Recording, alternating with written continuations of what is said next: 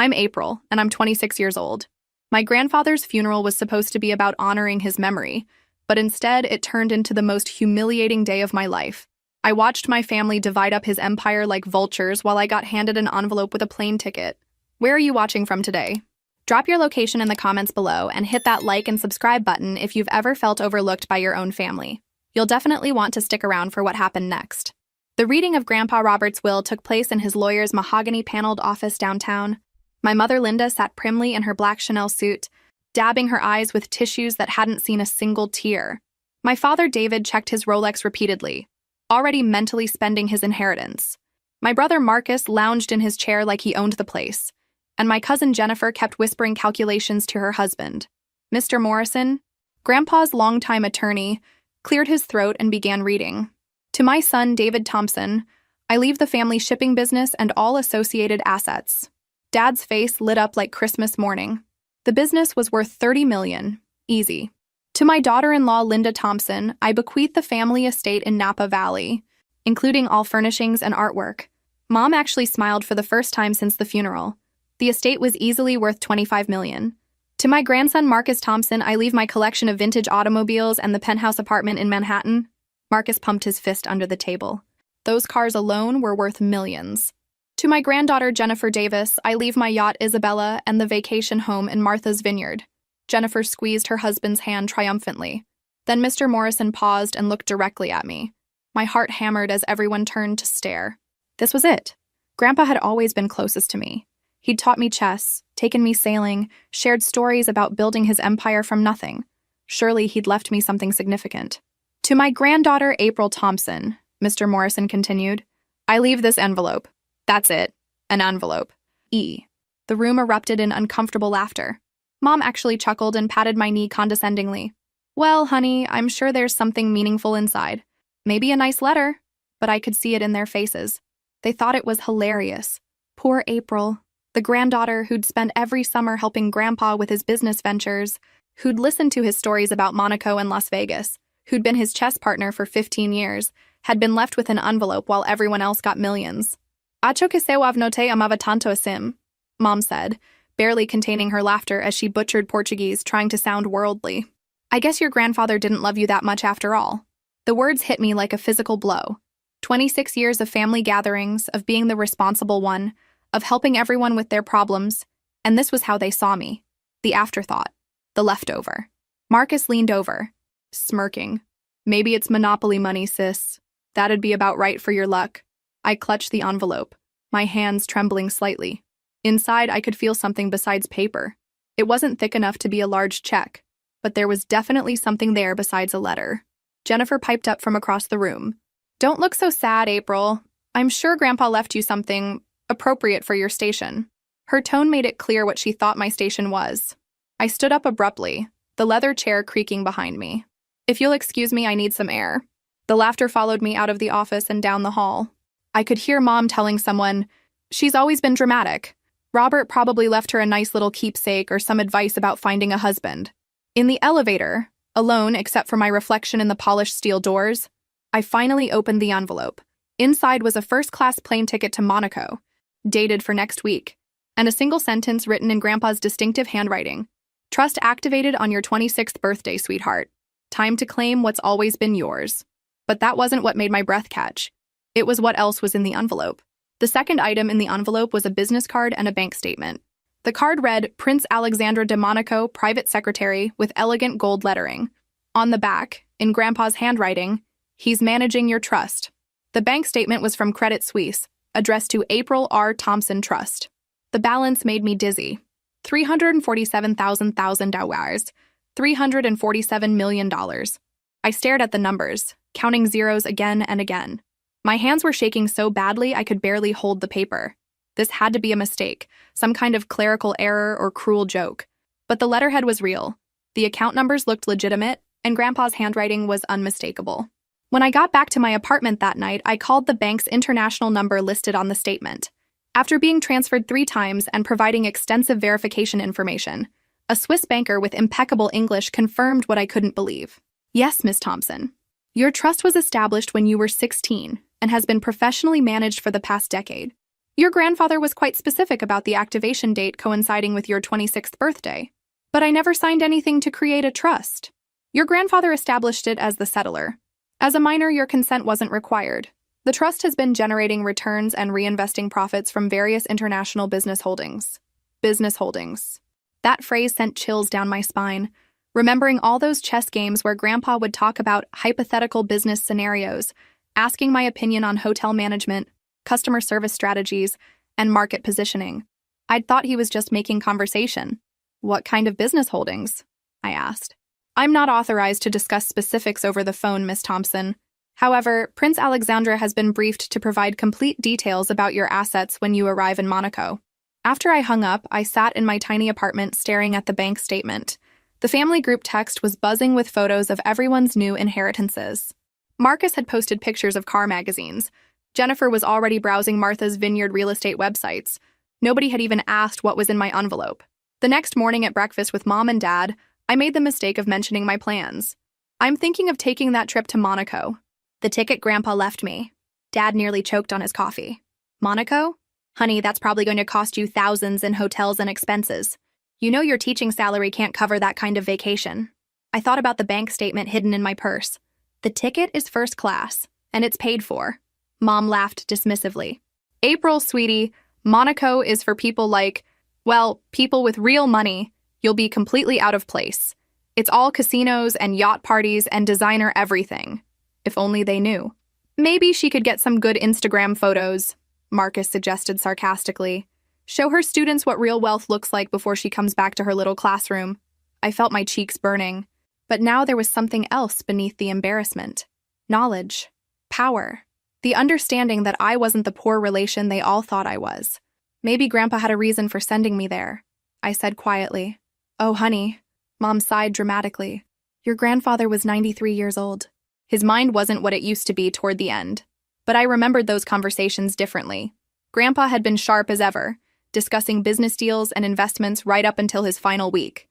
When he'd talked about Monaco and Las Vegas, it had always been with the familiarity of someone who actually knew those places. That afternoon, I called in sick to work and spent hours researching.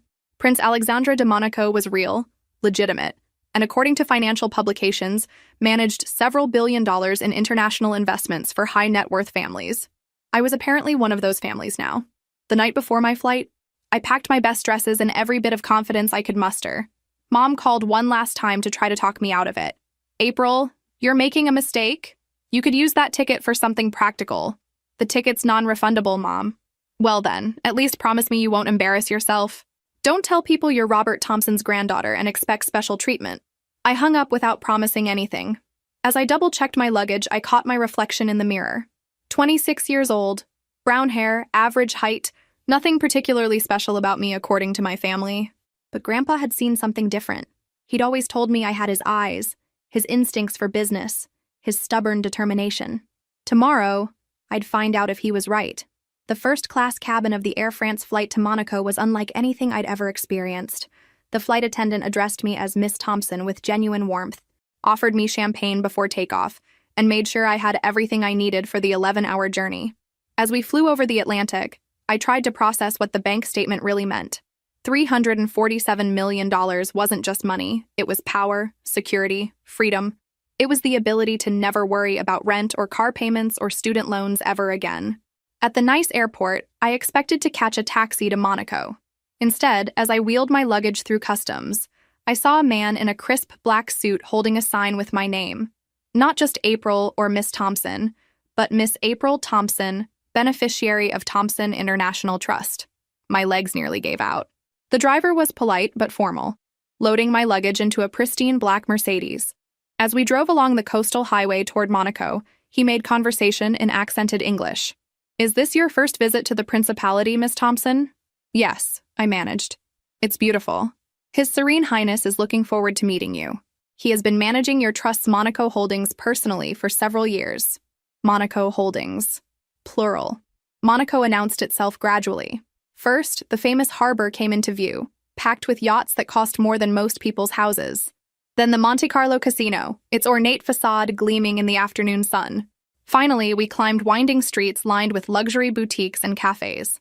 The palace sat at the top of the hill, But we didn't go to the main entrance.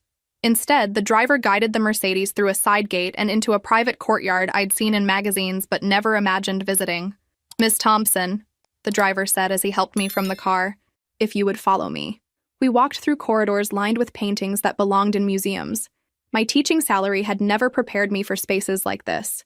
Everything whispered of old money, real power, centuries of influence. Finally, we stopped outside an ornate door. The driver knocked twice, then opened it for me. "Miss Thompson," he announced, "your appointment." I stepped into what could only be described as a private office, though it was larger than my entire apartment. Floor-to-ceiling windows offered panoramic views of the Mediterranean. Behind a massive desk sat a man who looked exactly like his photos, Prince Alexandre de Monaco. He rose as I entered, coming around the desk to greet me. Tall, impeccably dressed in a navy suit, with the kind of confidence that comes from never having to prove yourself to anyone. "Miss Thompson?" he said, extending his hand. His accent was subtle, cultured. "I am Alexandra. Thank you for coming." I shook his hand, acutely aware of how out of place I must look. "Your Highness, I have so many questions." He smiled warmly. "Please call me Alexandre, and I have many answers. Your grandfather was not only a dear friend, but one of the most strategic investors I've ever known." He gestured for me to sit in one of the leather chairs facing his desk. "Miss Thompson, your grandfather began planning your financial future when you were still a child. He established the Thompson International Trust when you were 16, with very specific instructions about your education, both formal and practical." Practical education? All those conversations about business, about reading people, about thinking strategically. He wasn't just sharing stories with you, April. He was training you. Alexandra opened a thick folder on his desk. "Your trust currently holds controlling interests in several major properties. The Monte Carlo Bay Resort and Casino, which generates approximately 40 million euros annually. The Belmont Grand Casino and Resort in Las Vegas, producing roughly $145 million per year. Commercial real estate in London, Tokyo, and Sydney." I stared at him, my mouth slightly open. "Your grandfather also made sure all tax obligations were properly managed through the trust structure. You've been receiving a modest stipend of $60,000 annually, enough to live comfortably as a teacher, but not enough to attract attention. The money in my savings account? Distributed from your trust, though you weren't aware of the source. Your grandfather wanted you to learn the value of work and ordinary life before you understood your true financial position." Everything was clicking into place. Why I'd always been able to afford my apartment despite a teacher's salary. Why I never stressed about money the way my colleagues did. Why Grandpa had always seemed so confident about my future.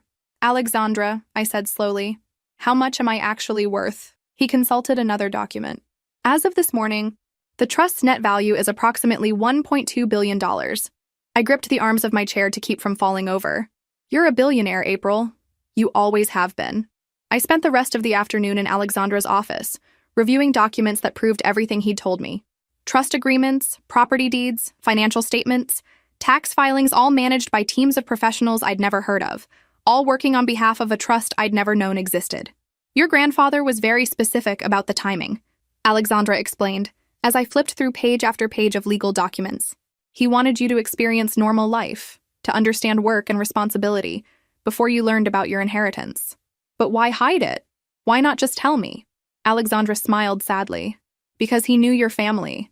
He knew that if they understood your true inheritance, they would treat you differently.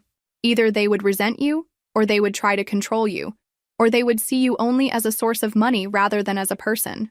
I thought about the will reading, about their laughter, about Mom's cruel comment. They'd shown their true colors perfectly.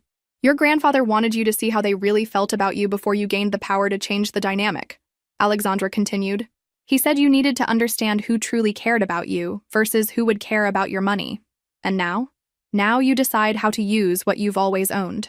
That evening, Alexandra arranged for me to tour the Monte Carlo Bay Resort. As the general manager, Claude Dubois, showed me through my property, I kept having to remind myself that I wasn't a tourist. I was the owner. The resort was magnificent. 300 luxury suites, 5 restaurants, a casino floor that buzzed with activity, a spa that looked like something from a movie. Everything was pristine, profitable, and completely surreal. "The property has maintained 94% occupancy for the past 3 years," Claude explained as we stood on the presidential suite's terrace. "Your grandfather, or rather, your trust, has been an excellent owner. Very hands-off, but always supportive of quality improvements. My grandfather managed this remotely, through video conferences with your advisory team. He was remarkably knowledgeable about hospitality operations for someone who'd never worked in the industry. But he had worked in the industry, I realized. Through me, all those conversations about customer service, about what makes people feel welcome, about balancing luxury with comfort he'd been learning from my perspective as someone who understood what ordinary people wanted from extraordinary experiences. Back in my 5-star hotel that night, I called my family. The group text was still buzzing with excitement about their inheritances. Marcus had made an offer on a condo in Miami. Jennifer was planning to quit her job and become a lifestyle influencer. I almost laughed. They were excited about millions while I owned billions. But what struck me wasn't the money, it was understanding that Grandpa had protected me. While they'd received immediate gratification, he'd given me something far more valuable, the chance to discover my own strength before I needed to use it. My phone buzzed with a text from Dad. "How's the vacation going? Hope you're not spending too much money." I looked around my presidential suite, at the harbor view that stretched to the horizon, at the bottle of champagne that cost more than his monthly car payment. "It's educational," I texted back. The next morning, Alexandra arranged for the company jet to take me to Las Vegas. As I settled into the leather seats of an airplane I apparently owned, I thought about what I wanted to do with this knowledge. I could go home and reveal everything immediately, shock them with the truth, make them feel foolish for underestimating me. Or I could be strategic. I could use what Grandpa had taught me about thinking several moves ahead. As the jet climbed into the sky above Monaco, I made my decision. It was time to play chess. The Belmont Grand Casino and Resort in Las Vegas was even more impressive than Monaco. 47 floors of gleaming gold and glass, rising from the strip like a monument to success. My monument? Apparently. Sarah Chen, the Vegas property manager, met me at the airport with the kind of limousine that would have made my family's jaws drop. She was sharp, professional, and completely unaware that she was talking to her actual boss. "Miss Thompson," she said as we settled into the limo's leather seats, "your trust's representative said you wanted a comprehensive tour of the property. I'm excited to show you what we've built here. How long have you been managing the property?" 7 years now. It's been incredible watching it grow. Your trust has been the ideal owner, supportive of innovation, but smart about risk management. As we toured the resort, Sarah showed me financial reports that made my head spin. The casino floor generated about 60% of revenue. The hotel, restaurants, and entertainment venues contributed the rest. Everything was meticulously managed, profitable, and growing. "Your trust has been talking about expansion," Sarah mentioned as we sat in the penthouse suite that I apparently owned. "There's interest in acquiring similar properties in Dubai and Singapore." "Really?" I tried to sound casual. "What kind of timeline?" "Nothing concrete yet, but the preliminary research is promising. Your financial team seems confident about international expansion." My financial team. I had a financial team. That afternoon, I spent 3 hours on video calls with advisors I'd never met, but who'd been managing my money for years. My CPA, who'd been filing my tax returns and maintaining the legal fiction that I was just a teacher receiving modest trust distributions. My investment manager, who'd grown my portfolio from hundreds of millions to over $1 billion. My legal team, who'd structured everything to withstand scrutiny and protect my privacy. "Miss Thompson," my lead advisor explained, "your grandfather left very specific instructions about how to handle your financial awakening. He anticipated you might want to make some significant moves once you understood your position." "What kind of moves?" "He thought you might be interested in strategic acquisitions, particularly in markets where you have personal knowledge or family connections." Family connections. An idea began forming in my mind. That evening, I had dinner with Sarah at the resort's signature restaurant. As we ate food that cost more per bite than I used to spend on entire meals, I asked casual questions about business acquisitions. "Hypothetically," I said, "if someone wanted to acquire a small shipping company worth around $30 million, how would that work?" Sarah raised an eyebrow. $30 million is pocket change for a trust your size. We could structure that through existing corporate entities, complete the acquisition within 30 days. Is this hypothetical shipping company interesting for some reason? I thought about Dad's company, about how he'd struggled with debt and expansion costs, about how a cash infusion could solve all his problems while giving me control of the business I'd grown up hearing about. "It might be," I said carefully. When I called Alexandra later that night, he listened thoughtfully as I outlined my idea. "You want to acquire your father's company? I want to save it. Dad's been struggling with cash flow issues since the expansion. He's too proud to ask for help, but if the right buyer came along with the right offer, and you think you're the right buyer?" I think I'm the only buyer who actually cares whether the employees keep their jobs and whether the company maintains the culture Dad built. Alexandra was quiet for a moment. April, this would be your first major business decision as a billionaire. Are you certain you want it to involve your family? My family doesn't know it involves me. To them, it would just be a generous offer from foreign investors. And you're comfortable with that deception? I thought about their laughter at the will reading, about their assumptions about my worth, about their casual dismissal of my intelligence and capabilities. For now, I said, yes. The next morning, I flew back to Portland with a plan. I'd give my family one more chance to see me as I really was. If they continued to underestimate me, well, I'd show them exactly what underestimation cost.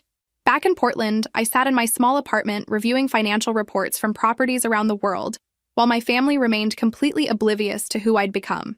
The contrast was almost surreal. I'd spent the morning on a video call with my Dubai acquisition team, discussing a resort purchase that would cost more than my entire family's combined inheritance. Now I was getting ready for dinner at my parents' house, where they'd probably ask if I'd spent too much money on my vacation. The family dinner was tonight, and Mom had specifically requested that I bring my laptop to help with basic administrative work related to everyone's inheritances. She'd said I was good with computers and could help organize their financial planning. If she only knew what kind of financial planning I'd been doing lately. I'd spent the afternoon having my lawyers prepare a preliminary acquisition offer for Thompson Maritime. The research was troubling. Dad's company was more vulnerable than I'd realized. He'd taken on significant debt for the fleet expansion. And while the business was profitable, it was cash poor and over-leveraged. A determined buyer could force a sale pretty easily. My phone rang. Sarah from Vegas. April, the Thompson Maritime analysis is complete. The company is exactly what you described, profitable but financially stressed. Our offer could solve their cash flow problems immediately while giving you a solid regional shipping operation.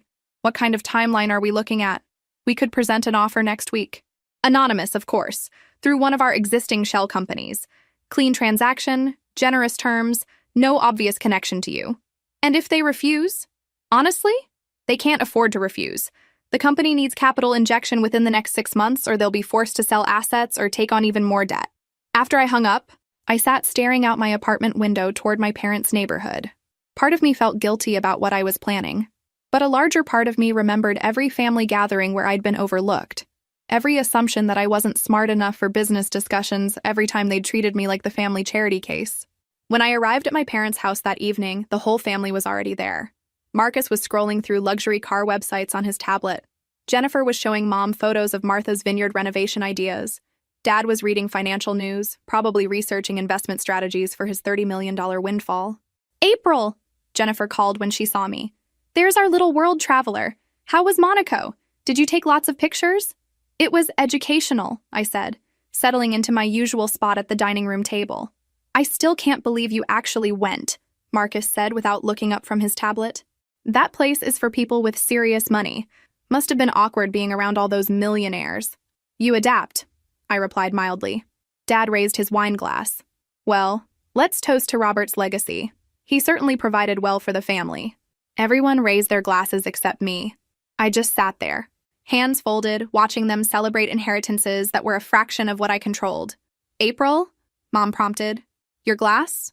I'm fine, thanks. Someone should stay clear-headed for the administrative work. Good thinking. Dad approved. Always practical, our April. As they discussed their plans, Marcus buying cars, Jennifer quitting her job, Mom renovating the Napa estate, I found myself studying them with new eyes. These weren't evil people. They were just people who'd never seen me clearly, who'd made assumptions based on limited information. The question was, what would they do when the information changed? The shipping company is doing well, Dad reported during dessert. Robert's investment in new vessels really positioned us for growth. We're looking at expanding routes, maybe acquiring smaller competitors. How's the cash flow situation? I asked casually. Dad looked surprised that I'd asked a business question. Well, it's manageable. We've got some debt from the expansion, but the revenue projections look good. What about working capital? Reserve funds for unexpected expenses? Now everyone was staring at me. April, Mom said with a laugh. You don't need to worry about business details. That's your father's expertise. I'm just curious. Grandpa always said cash flow was the most important metric for any business. We're fine, Dad said, though I noticed his jaw tighten slightly. The company is stable, but I'd seen the financial reports. They weren't fine. They were surviving month to month, one major client loss away from serious trouble. After dinner, as I helped clear dishes, Mom pulled me aside in the kitchen. "Honey, I know you're trying to be involved, but you don't need to ask your father difficult questions about his business. It's not really your area." I almost laughed. Not my area? I owned businesses that generated more profit in a month than Dad's company made in a year. "Of course, Mom. I was just making conversation." "I know, sweetie, but leave the business talk to the business people, okay?" As I drove home that night, I called my acquisition team. "Present the offer Monday morning. Generous terms, fast timeline, all cash. And if they have questions about the buyer," I smiled as I pulled into my parking space, "tell them the European investors prefer to maintain privacy, but are very interested in supporting American maritime businesses." It wasn't exactly a lie. Have you ever been in a situation where your family completely underestimated your abilities? How did that feel? Share your experiences in the comments below. You'll want to see what happens when April's family realizes who they're really dealing with. The offer arrived on a Tuesday morning. Dad called me at school during my lunch break, his voice tight with stress. "April, something unexpected happened with the company. We received a buyout offer this morning from some international investment group, completely out of nowhere." I put on my most concerned voice. "Is that good or bad?" "I don't know. It's a really good offer. Almost too good." I could hear papers shuffling. "But I don't understand why they want us. We're not that big in the grand scheme of things." "What does your lawyer say?" "That's the thing, they want an answer by Friday. Professional investors don't usually work with such tight timelines unless they're serious." "Maybe they see potential you don't see," I suggested innocently. "Maybe. Look, can you come to dinner Thursday? I want the whole family to discuss this together. You've always been good with details, and I could use another perspective." Another perspective? If only he knew whose perspective he was really asking for. Thursday's dinner was completely different from the previous week. The mood was focused, almost tense. Dad had spread financial documents across the dining room table like he was planning a military campaign. "The offer is $45 million, Dad announced as we gathered around. "That's 30% above the company's book value." Marcus looked up from his phone. $45 million? That's crazy, take it." "It's not that simple," Dad replied. "If I sell the company, what do I do then? It's been my life for 30 years. "You retire," Jennifer suggested. "Travel, relax, enjoy the money." "I'm 58. Too young to retire, too old to start over in a new industry." I studied the offer documents carefully, making sure my expression showed appropriate concern rather than the satisfaction I felt. The terms were exactly what I had instructed, generous enough to tempt them, structured to solve their cash flow problems, but not so excessive as to raise suspicions. "Who is this company?" I asked, pointing to the letterhead. "Neptune International Holdings?" "Swiss-based investment firm," Dad said. "Very legitimate, according to our research. They specialize in maritime and logistics acquisitions."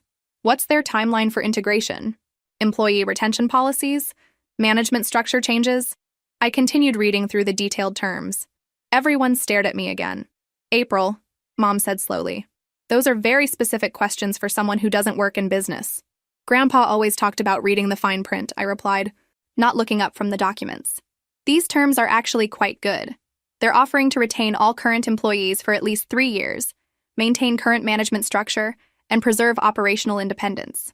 "How do you know what constitutes good terms?" Marcus asked suspiciously. I shrugged. "I read financial news sometimes. Business strategy is interesting when you think about it analytically." Dad was studying me with a new expression. "April, you're asking better questions than my business attorney did." Maybe I inherited more of Grandpa's business sense than anyone realized. The conversation continued for another hour, but I could see Dad's resolve wavering. He wanted someone to tell him not to sell, to validate his emotional attachment to the company he'd built. But the offer was too good, the terms too attractive, the financial relief too necessary. "I think I have to accept," he said finally. "It's too much money to pass up. And honestly, the stress of managing cash flow has been keeping me awake at night." "Are you sure?" Mom asked. "The offer expires Friday at 5 p.m. If I don't take it, I might never see an opportunity like this again." After dinner, I lingered in the kitchen helping Mom with dishes while the others moved to the living room. "Your father seems relieved," Mom observed. "I think the business has been more stressful than he let on." "Sometimes selling at the right time is the smartest business decision," I replied, carefully drying a wine glass. "You were very insightful tonight, asking those questions. Very mature business thinking." Maybe you should consider a career change eventually. I nearly dropped the glass. You think I could work in business? Well, not immediately. But maybe someday. You've always been smart, April. Maybe too smart for elementary education. Too smart for teaching? This from the woman who'd laughed at my inheritance 2 weeks ago? I'll think about it, I said neutrally.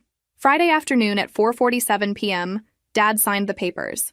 By 5:15 p.m., he owned $45 million and no longer owned Thompson Maritime. By 5:30 p.m., I owned the company my father had just sold me. I celebrated quietly in my apartment while Sarah called from Vegas to confirm the transaction had completed smoothly. The paperwork is all filed, she reported. Thompson Maritime is now a subsidiary of Neptune International Holdings, which is controlled by your trust. What are your operational plans? Keep everything exactly as is, I said. Same employees, same management, same day-to-day operations. I want nothing to change from an external perspective. And the former owner? He doesn't need to know who the ultimate buyer is. Not yet. Understood. Anything else? I looked out my apartment window toward my parents' neighborhood. Actually, yes. I want to start looking at residential real estate in Portland. Something significant. How significant? The kind of house that makes a statement. The next morning, Dad called to invite the family to a celebration lunch. We should toast new beginnings, he said. This feels like the start of a new chapter. New beginnings, I agreed. I like the sound of that. As I got ready for lunch, I caught myself smiling in the mirror. Dad thought he'd sold his company to faceless foreign investors. He had no idea he'd actually sold it to his daughter. The daughter he'd underestimated for 26 years. The daughter who was just getting started. What do you think will happen next? Will April reveal her true identity, or does she have bigger plans in store? Drop your predictions in the comments below. The celebration lunch was at the country club where Dad had been a member for 15 years. As we sat at their best table with champagne flowing, I felt like I was watching a play where I knew the ending but the other actors didn't. To smart business decisions, Dad toasted, raising his glass, and to Robert's legacy, he always said the shipping business would evolve, and maybe this sale proves he was right. To Grandpa, I added quietly, for teaching us about recognizing opportunities. Everyone drank to that, though I noticed Dad's expression grow thoughtful. You know, he said slowly, your grandfather always pushed me to think bigger, expand internationally. He said regional shipping was too limiting. Maybe selling to these international investors is exactly what he would have wanted. Marcus was already planning Dad's windfall spending. You should buy a yacht, Dad. Something nice for Florida waters. Or you could reinvest wisely, I suggested casually. Real estate markets are strong right now. Property values in good locations tend to appreciate consistently. Jennifer laughed. Listen to April giving investment advice. Next, she'll be telling us about market timing and portfolio diversification. I might know a little about investment strategy, I said with a small smile. The conversation flowed around me, but I was only half listening. My phone had been buzzing all morning with updates from property managers across 3 continents. The Singapore resort acquisition was moving forward ahead of schedule. The London commercial real estate portfolio had appreciated 12% in 6 months. My net worth was approaching $1.3 billion. Meanwhile, my family was celebrating Dad's $45 million windfall. After lunch, I drove past the Thompson Maritime offices, my shipping company now, though nobody knew it yet. I parked across the street and watched employees coming and going, people who now worked for me without knowing it. My phone rang. Alexandra. How are you feeling about your first major acquisition? Satisfied, I admitted. I thought I might feel guilty, but mostly I feel vindicated. No regrets about the secrecy? None. If they knew I was the buyer, they'd either demand special treatment or assume I was just playing with inherited money. This way, they have to respect the business decision on its own merits. And your next move? I looked at the building where Dad had worked for 30 years, the business he'd built with Grandpa's guidance, the company that was now part of my international holdings. I think it's time to accelerate things. I want to buy a house. Any particular house? The biggest, most impressive house in Portland. Something that makes people ask questions. Alexandra chuckled. Feeling ready to raise your profile? Feeling ready to stop hiding. That afternoon, I contacted Patricia Wells, Portland's top luxury real estate agent.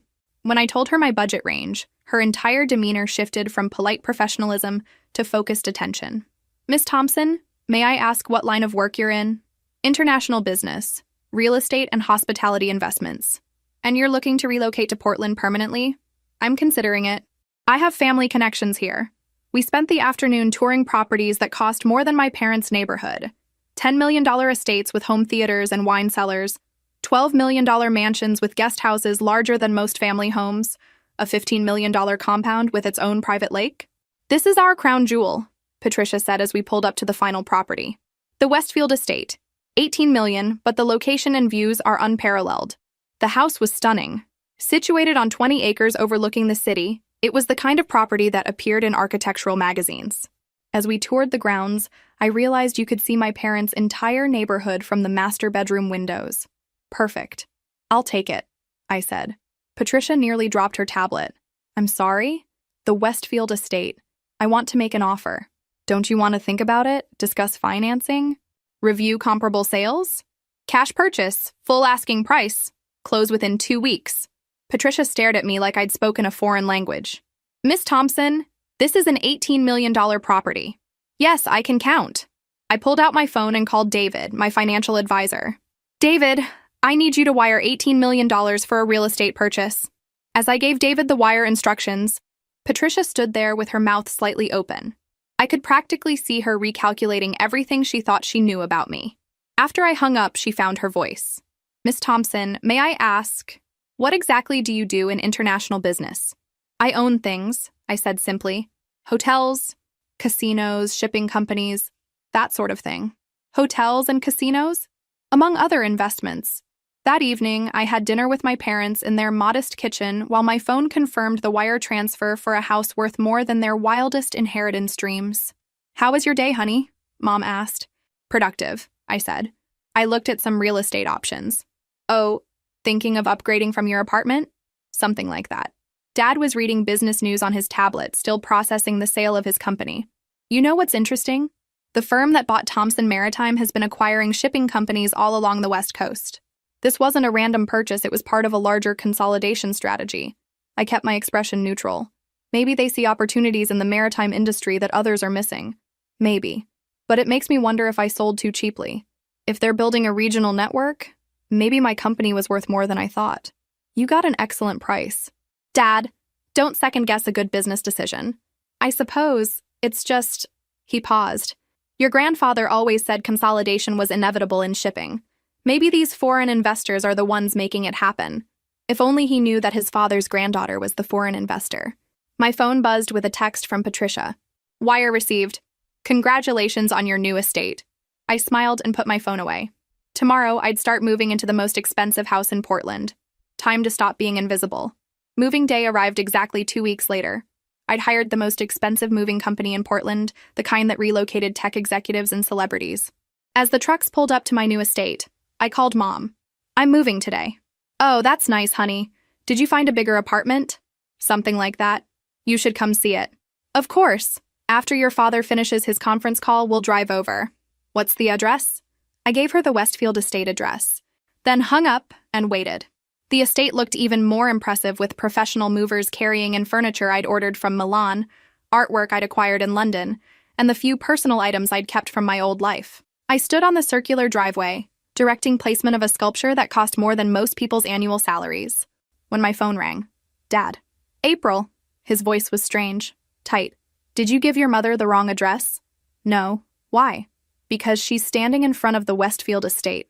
You know, the $18 million mansion that just sold to some mystery buyer. I smiled at my reflection in the enormous front windows. I'm not in front of it, Dad. I'm in it. Silence. April, that's not funny. I'm not joking. More silence. Then, we're coming up the driveway. I watched from the grand foyer as my parents' modest Toyota pulled up behind a moving truck that cost more than their car. Through the tall windows, I could see them sitting in their vehicle, staring at the house like it might disappear if they moved too quickly. When they finally got out of the car, they approached the front door like people in a dream. I opened it and waited. April. Mom's voice was barely a whisper. Hi, Mom. Dad. Welcome to my new home. They stepped inside slowly, their eyes taking in the marble floors, the crystal chandelier, the staircase that curved up to the second floor like something from a palace.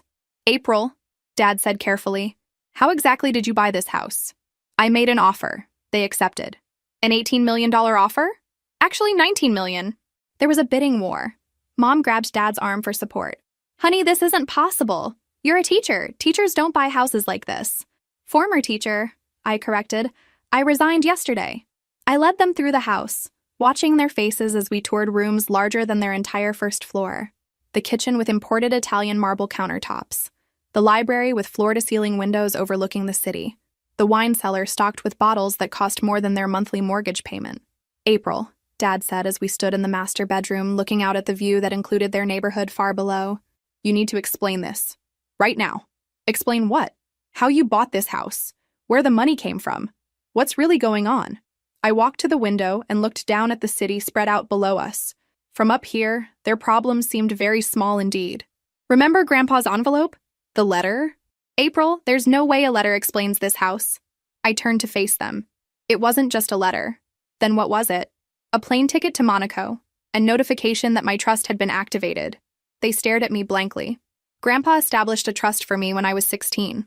I've been a billionaire since my 26th birthday, which was last month. Dad sat down heavily on the edge of the bed. That's impossible. Grandpa bought properties around the world and put them in my name through the trust. I own casinos in Monaco and Las Vegas, hotels in London and Singapore, commercial real estate across 3 continents. The envelope you all laughed at?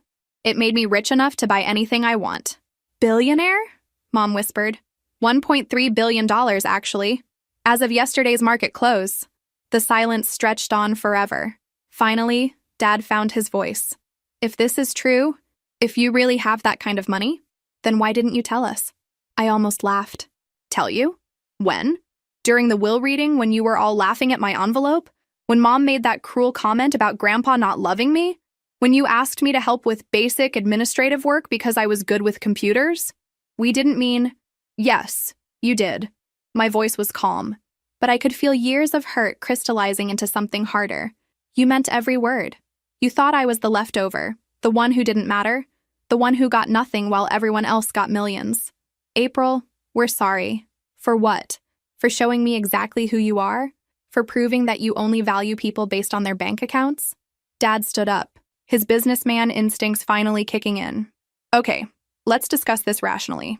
If you have this kind of wealth, there are family considerations, tax implications, trust structures. We should talk about how to handle this responsibly. And there it was, the real reason for their sudden concern. Actually, Dad, there is something we should discuss. I pulled out my phone and opened an email. I acquired something recently that you might find interesting. What? Thompson Maritime, Neptune International Holdings, the foreign investment firm that bought your company? That's my shell company. I bought your shipping business. His face went pale. You bought my company? For $45 million, which was quite generous considering the debt load and cash flow issues. Why would you do that? Because I could. Because I wanted to. Because you sold it without even wondering if anyone in the family might be interested in keeping it. April, Mom said desperately. This is insane. You can't just buy your father's company. I can, and I did. It's mine now. Completely. Dad's face was cycling through emotions I'd never seen before. Shock, anger, confusion, and something that looked like fear. Give it back, he said finally. I'm sorry? The company. Sell it back to me. I shook my head. It's not for sale. April, that company is my life's work. Was your life's work. Now it's my business investment. I moved toward the door. I think you should both go home and process this. We can talk more when you're ready to have a real conversation. We're not leaving until you explain how you're going to fix this. I stopped and turned back to them. Fix what? I bought a company from a willing seller at above market price. I moved into a house I paid cash for. I'm exactly where I'm supposed to be. April, Dad's voice broke slightly. Please. For a moment looking at his face, I felt a flicker of the old April, the one who wanted everyone to be happy, who hated conflict, who would have done anything to fix things. But then I remembered the laughter during the will reading, the dismissive comments, the assumption that I was worthless. I'll see you both soon, I said gently, when you're ready to treat me like family instead of like hired help. After they left, I stood alone in my magnificent house, looking out at the view that cost $19 million. My phone was buzzing with congratulations from property managers, updates from financial advisors, and requests for meetings from business contacts. But for the first time since opening Grandpa's envelope, I felt completely, perfectly alone. And surprisingly, that felt exactly right. 3 days later, Marcus called. His voice was tight with anger and something that might have been panic. What the hell is going on, April? Good morning to you too, Marcus. Don't play dumb. Mom and Dad told me everything. About the house, about the companies, about you buying Dad's business. Is any of it true? I was sitting on my terrace drinking coffee that cost more per pound than Marcus earned in a week, looking out over a view that still took my breath away every morning. Which part are you asking about? All of it. Are you really some secret billionaire? I'm not secret anymore. This is insane. How is this even possible? Grandpa loved me more than you realized. Bullshit. He left you an envelope just like the rest of us saw. He left me an empire. The envelope was just the notification. There was a long pause. April, we need to have a family meeting. All of us. Tonight. We had a family meeting. It was called the will reading. Remember? When you all thought my inheritance was hilarious? That was before you knew I had money? Interesting how that changes everything. April, come on. We're family. Are we? Because for 26 years, family meant you got the spotlight and I got ignored. What's changed besides my net worth? Everything's changed. You can't just buy Dad's company and move into some mansion and expect us to what, Marcus? To treat me with respect? To include me in decisions? To stop assuming I'm worthless? I set down my coffee cup. I'm not expecting anything from you anymore. I've learned not to. Fine. You want to play hardball? I'll call our lawyers. If Grandpa left you all this money through some kind of fraud or elder abuse, I actually laughed. Marcus, I have the best legal team money can buy. They've already reviewed every aspect of the trust structure. Do you really want to spend the next 5 years in court battles you can't afford to win? You wouldn't. Try me. He hung up. An hour later, Jennifer called. Then Mom again. Then Dad. All variations of the same conversation: shock, anger, demands for explanations, threats of legal action, and eventually, grudging requests for family meetings. I ignored them all and spent the afternoon touring commercial real estate with Patricia. If I was going to live in Portland permanently, I might as well make some local investments. That evening, I was in my wine cellar selecting a bottle for dinner when my security system chimed. The front gate camera showed all 4 of them, Mom, Dad, Marcus, and Jennifer, standing at my entrance like some kind of intervention squad. I pressed the intercom button. Can I help you? April, it's your family. Mom's voice came through the speaker. We need to talk. Did you make an appointment? April, don't be ridiculous. We're your family. The family that laughed at me, dismissed me, and threatened me with lawsuits today? That family? Please. Dad's voice now. Let us in. We can work this out. I considered it. Part of me, the old part that had always craved their approval, wanted to open the gates and try to fix everything. But the new part, the part that had learned her own worth, knew better. I'll make you a deal, I said finally. You can come in, but we do this my way. You listen without interrupting. You don't make demands. You don't threaten me. And you acknowledge that everything I own legitimately through a trust my grandfather established. Silence. Otherwise, you can go home and we'll talk when you're ready to be civil. More silence. Then Dad. Okay, your way. I opened the gates and waited in the foyer as they drove up the circular driveway.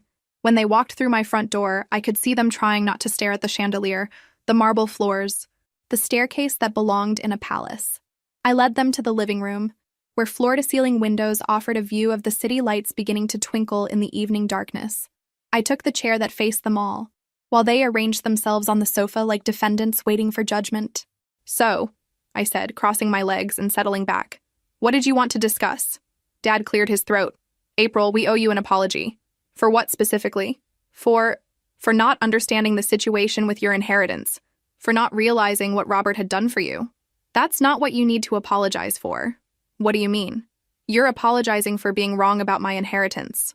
You're not apologizing for treating me badly. Mom leaned forward. Honey, we never treated you badly. We love you. Do you? Because love isn't what I felt during that will reading. Love isn't asking me to do administrative work while you planned how to spend millions. Love isn't laughing when someone suggests that Grandpa didn't care about me. We were shocked, Jennifer said defensively. We didn't handle it well. You handled it exactly how you always handle things involving me. You assumed I was less important, less capable, less deserving. Marcus had been quiet, but now he spoke up. Okay, fine. We screwed up. We're sorry. But April, you bought Dad's company. That's not normal family behavior. Normal family behavior would have been asking if I wanted to be involved before selling it to strangers. Normal family behavior would have been including me in discussions about Grandpa's legacy. Normal family behavior would have been treating me like I mattered. So this is revenge? Dad asked. No, this is business. I stood up and walked to the window, looking out at the view that stretched for miles. I bought a profitable company from a willing seller at a fair price. I moved into a house I could afford. I'm living my life on my terms for the first time ever. What do you want from us? Mom asked quietly. I turned back to face them. I want you to understand that April, the overlooked granddaughter, doesn't exist anymore. April, the billionaire businesswoman, does. And she doesn't need your approval, your permission, or your acceptance. April, Dad said desperately, I need that company back. It's my legacy, everything I've worked for. Then you shouldn't have sold it. I didn't know you were interested. You never asked. The room fell silent.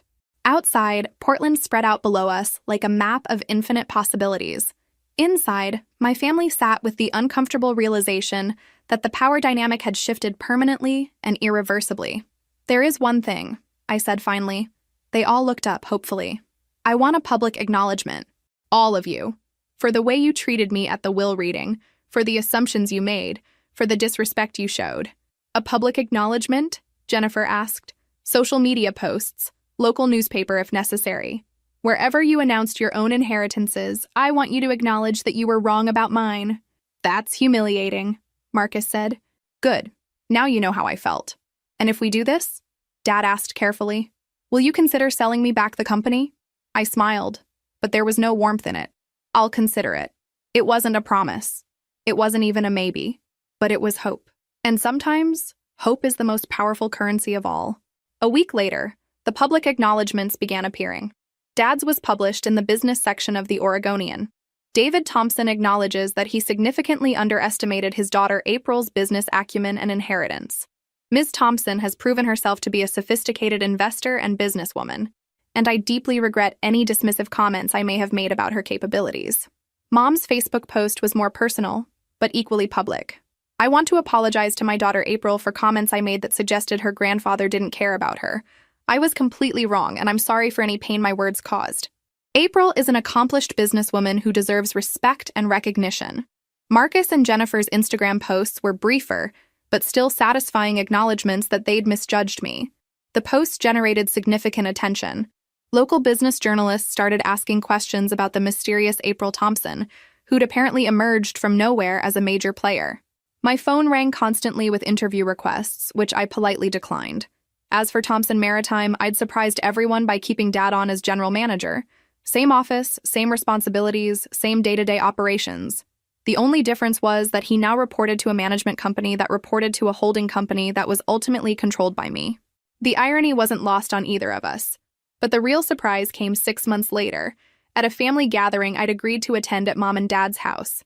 The atmosphere was different, more respectful, more careful, but also more genuine than it had been in years. April, Dad said during dessert, I have something to tell you about the company. I looked up from my wine. What about it? The new ownership structure. It's actually been incredible. Having access to capital, being part of a larger shipping network, not having to worry about debt service. It's let me focus on what I do best instead of constant financial stress. The employees seem happier too, I observed. They are. Job security, better benefits, clear growth opportunities. I should have sold years ago, but I was too proud to admit I was in over my head. Mom was watching this exchange carefully. April, can I ask you something? Of course. When you bought the company, did you do it to hurt your father or to help him? I considered the question. Both, honestly. I wanted him to understand what it felt like to have important decisions made without his input, but I also couldn't stand the thought of all those employees losing their jobs if the company failed. And now? Now it's just business. Good business, as it turns out. Marcus, who'd been quieter than usual all evening, finally spoke up. April, I need to ask you something and I want a straight answer. Okay. Are you happy, really happy, with all this money and power and this new life? I thought about it. I'm content. For the first time in my life, I'm exactly where I want to be, doing exactly what I want to do, with people who see me for who I really am. And us? Jennifer asked. Where do we fit in your new life? That depends on you, I said simply. I'm not the same person who sat at this table 6 months ago hoping for your approval. I don't need you to like me anymore, but I'd like to have a real relationship with you if you're interested in getting to know who I actually am. Dad leaned forward. April, I know I don't have the right to ask this, but could you teach me? About business? About thinking strategically the way your grandfather did? I've spent 30 years running a company, but watching how you've handled everything, I realize I never really understood business at all. I smiled, and this time it was genuine. I'd like that, Dad. Later that evening, as I drove home to my estate in the hills, I called Alexandra. How are you feeling about your new family dynamic? Different. Better, I think. More honest, certainly. And personally? Are you happy with the choices you've made? I pulled into my circular driveway and looked up at the house that had started this whole transformation. I'm proud of who I've become. 6 months ago, I was invisible. Now I'm exactly who I was always meant to be. Your grandfather would be proud too. I hope so. I think he'd especially appreciate the chess metaphor. Sometimes you have to sacrifice pieces to win the game. And have you won? I looked at my reflection in the rearview mirror. The same face, but somehow completely different. Stronger, more confident, more genuinely myself than I'd ever been. I've won something better than the game, I said. I've won myself. After I hung up, I sat in my car for a moment, looking out at the city lights below. Tomorrow, I had a board meeting for my Singapore resort, a conference call with my London real estate team, and lunch with a potential business partner who wanted to discuss opportunities in Dubai. But tonight, I was just April Thompson, billionaire businesswoman, sitting in the driveway of her $19 million house, finally comfortable in her own skin. It had taken 26 years and a carefully planned inheritance to get here, but it had been worth every difficult moment. 1 year later, I stood on the deck of my yacht, the Legacy, watching the Portland skyline glide by as we cruised down the Columbia River. The boat wasn't the largest in the marina, but it was perfect for what I needed. A place to entertain business associates, host family gatherings, and sometimes just escape from the complexity of managing a billion-dollar empire.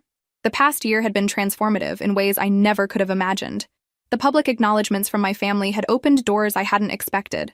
Portland's business community had embraced me as a major player, leading to investment opportunities I'd never dreamed possible. I now owned a controlling interest in the city's largest hotel chain, 3 residential developments, and a technology company that specialized in maritime logistics. My net worth had grown to almost $2 billion, but more importantly, I'd grown into someone I genuinely respected. The yacht pulled into the harbor, where my Tesla waited, another practical luxury that I'd purchased simply because I wanted it and could afford it. That evening, I had dinner with the entire family at my house. It had become a monthly tradition, these gatherings where we actually talked to each other instead of performing for each other. How are things at the shipping company? I asked Dad as we sat around my dining room table. Incredible. The integration with your other maritime holdings has opened up routes we never could have accessed before. We're actually bidding on some international contracts that would have been impossible under the old structure. And the employees? Happy. Secure. They know they're part of something bigger now. Mom set down her wine glass and looked at me thoughtfully. April, can I ask you something I've been wondering about for months? Of course. Do you forgive us? Really forgive us, not just tolerate us because we're family? I considered the question carefully. I've accepted who you are, and I understand why you acted the way you did. You weren't malicious, you were just blind to possibilities you'd never considered. That's not really answering the question. Forgiveness assumes you did something to me, but actually you did something for me. Your dismissal forced me to find my own strength. Your assumptions helped me discover my own worth. If you'd seen my potential from the beginning, I might never have learned to see it myself. Jennifer leaned forward. So you're grateful we treated you badly? I'm grateful for the journey it started. Grandpa could have just left me money directly, but instead he gave me something much more valuable, the chance to discover who I really was before the money changed how people saw me. Marcus, who'd been quiet through most of dinner, finally spoke up.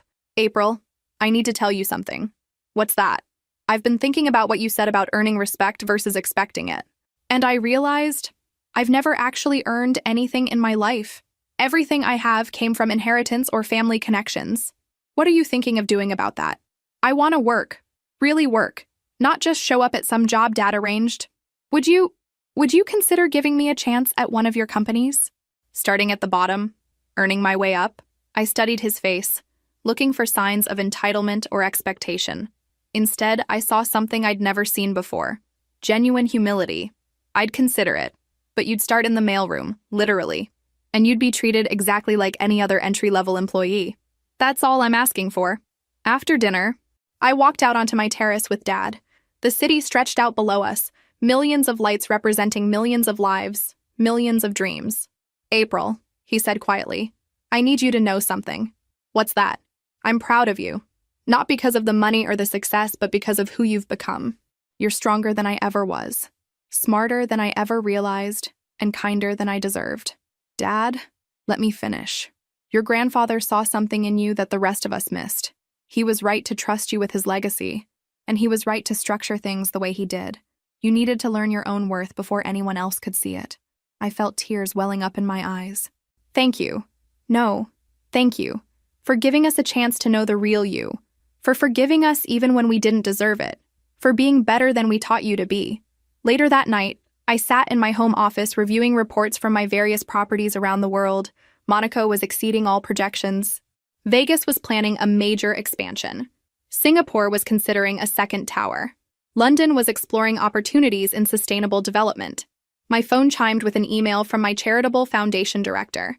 The Robert Thompson Foundation for Educational Excellence had just announced its largest grant yet, $100 million to support STEM education in underfunded schools across the Pacific Northwest. Tomorrow's news would feature photos of me presenting the grant check, standing alongside teachers and administrators who understood that education could change everything for a child who felt overlooked. I opened my laptop and began composing the foundation's press release. At the bottom, I added a personal note. My grandfather taught me that the greatest gifts often come in unexpected packages. Today, we're passing that lesson forward to the next generation of dreamers and achievers. As I typed those words, I could almost hear Grandpa's voice. Sometimes the most overlooked person in the room is the one with the most potential to change everything. He'd been right, as always. I'd spent 26 years being underestimated, dismissed, and overlooked. But that experience had taught me something invaluable. True worth isn't determined by how others see you. It's determined by how you see yourself. Everything else is just details. From my office window, I could see my parents' neighborhood in the distance, the small houses where they were probably reading or watching television before bed. They were good people who'd made incorrect assumptions. The difference was important. I pulled up my calendar for tomorrow. A board meeting for my Pacific Northwest hotel chain, a conference call with potential investors in renewable energy, and lunch with the mayor to discuss affordable housing initiatives. But first, I was having coffee with Charlotte, my former teaching colleague and still my closest friend. We met monthly to talk about everything except business, a reminder of who I'd been before I knew who I was meant to become. I closed my laptop and headed upstairs to the master bedroom, pausing at the window that overlooked the city. 1 year ago, I'd been a teacher who thought she'd inherited an envelope. Tonight, I was a billionaire philanthropist who'd inherited the wisdom to use wealth responsibly. The money had been life-changing, but the real transformation had been learning to value myself. As I prepared for bed, I thought about the children who'd receive scholarships from my foundation, the kids who might feel overlooked or underestimated in their own families. I hoped they'd learn what I'd learned, that sometimes the greatest gift is the journey of discovering your own worth. If this story resonated with you, make sure to like and subscribe for more incredible tales of transformation and triumph. Remember, your worth isn't determined by how others see you, it's determined by how you see yourself. Thank you for joining me on April's journey, and never forget that the most powerful inheritance isn't money. It's the knowledge of your own capabilities.